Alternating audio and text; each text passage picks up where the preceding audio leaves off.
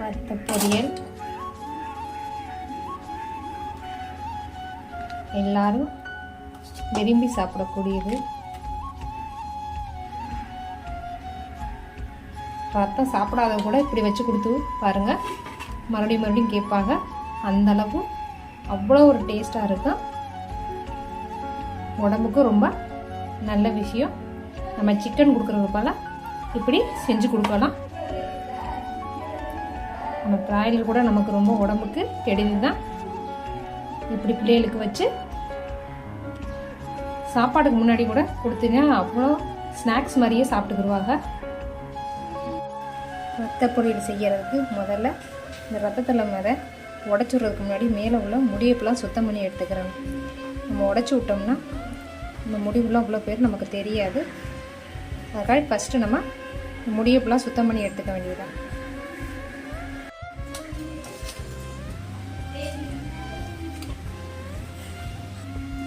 முடிவுலாம் மேலே தான் இருக்கும், அது நம்ம ஒன்று ஒன்றா எடுத்துட வேண்டியதான்.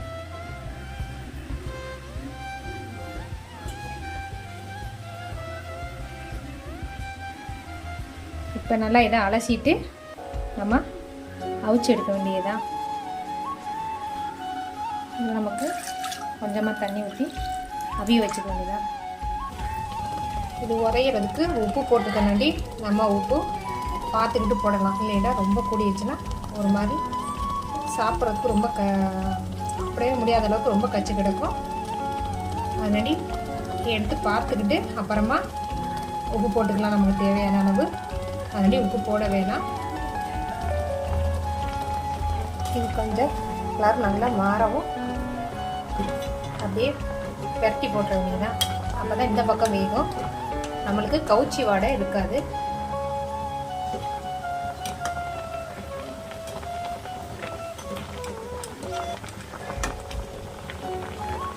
அடி பிடிக்காமல் கொஞ்சம் பார்த்து பரட்டி போட்டுற வேண்டியதான். ஒரு பக்கம் அவிஞ்சுக்கு இருக்கட்டும். நம்ம நல்லா சின்ன வெங்காயத்தை எல்லாம் உரித்து பொடி பொடியாக நறுக்கி வச்சுக்கிறோம். இதுக்கு பெரிய வெங்காயம் போட வேணாம், சின்ன வெங்காயம் போட்டால் தான் நல்லா டேஸ்ட்டாக இருக்கும். நம்ம குட்டி குட்டியாக நறுக்கி வச்சுட்டு உப்பு கறிக்கு நம்ம என்ன செய்வோமோ அதே மெத்தடில் தான் இதை செய்ய போகிறோம். நல்லா சீரகத்தையும் மிளகையும் நல்லா வறுத்து கொஞ்சம் பொடி பண்ணி எடுத்து வச்சுக்க வேண்டியதான்.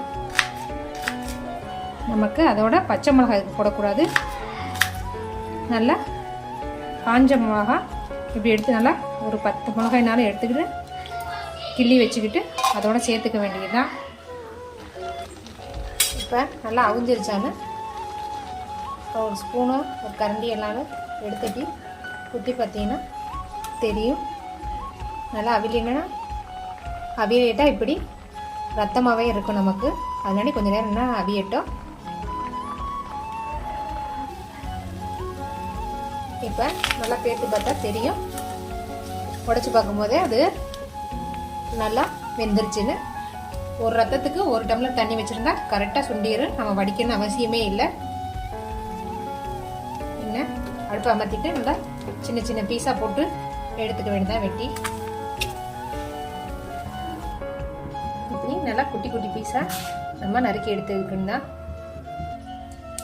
அடுப்பில் ஒரு பாத்திரத்தை வச்சு நான் செக்கில் ஆட்டணும் நல்லெண்ணெய் எடுத்து ஊற்றிக்கிடுவோம். நல்லா சூடான பண்ண வேண்டி கொஞ்சமாக பெருஞ்சீரகம், அதோட நறுக்கி வச்சுருந்த சின்ன வெங்காயத்தை போட்டு நல்லா செவக்க வதக்க வேண்டியது.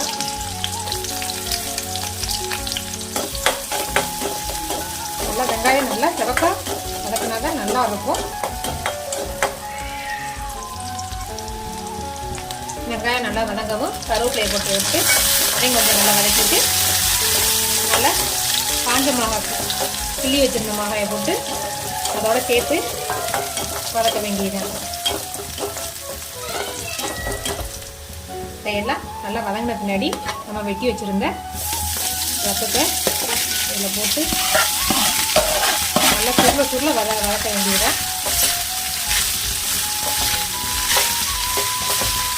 அடுப்பை கொஞ்சம் சிம்மில் வச்சுக்கிட்டு நல்லா எந்த அளவுக்கு வதக்குறோமோ அந்த அளவுக்கு அவ்வளோ ஒரு டேஸ்ட்டாக இருக்கும்.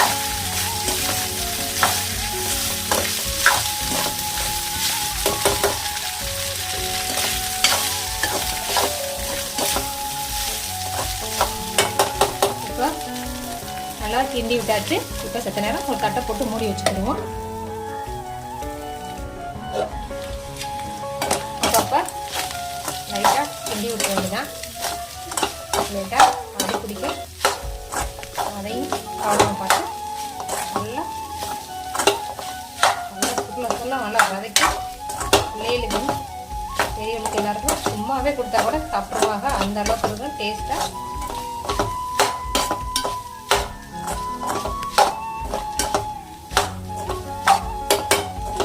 பெண் குழந்தைகளுக்குலாம் அதிகமாக இப்படி வாரத்தில் ஒரு நாள் செஞ்சு கொடுத்தா ரொம்ப நல்லது.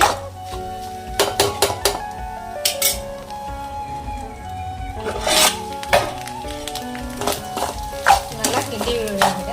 கிண்டி விடும்போது நம்மளுக்கு கிண்டும் போதே தெரியும் நல்லா அந்த கவுச்சி வாடை இல்லாமல் இருந்தாலே நம்மளுக்கு ரத்தம் நமக்கு ரெடி ஆயிடுச்சுன்னு அர்த்தம். இப்போ நம்ம இடித்து வச்சுருந்த சீரகத்தூள் மிளகுத்தூளையும் போட்டு இதோடு நம்ம மிக்ஸ் பண்ண வேண்டியதான்.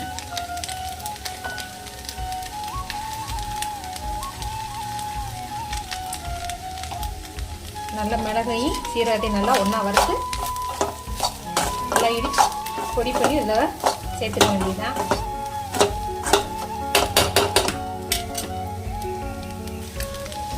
இதில் நான் ஒரு ஸ்பூன் காரத்துக்காக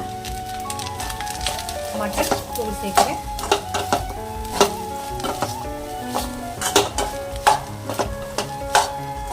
அதே நல்லா எல்லா பக்கம் படுற மாதிரி நல்லா கலரி விட்டுருவாங்க. இப்போ நீங்கள் சாப்பிட்டு பார்த்துட்டு உப்பு தேவைன்னா உப்பு போடுங்க. இல்லை உப்பு அதிகமாக சாப்பிடாத ஆளுங்க இருப்பீங்க, அதுக்கேற்றபடி நீங்கள் பார்த்து உப்பு போட்டுக்கிறோங்க. இந்த இடத்துல எனக்கு உப்பு கரெக்டாக இருக்குது, அதனால் நான் உப்பு போடலை.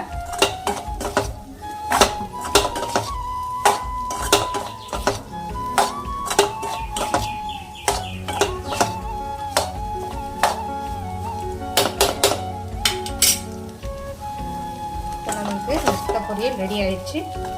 என் பிள்ளையெல்லாம் சாப்பிட்றதுக்கு முன்னாடியே நமக்கு ரத்த பொரியல் ரெடி ஆயிடுச்சு.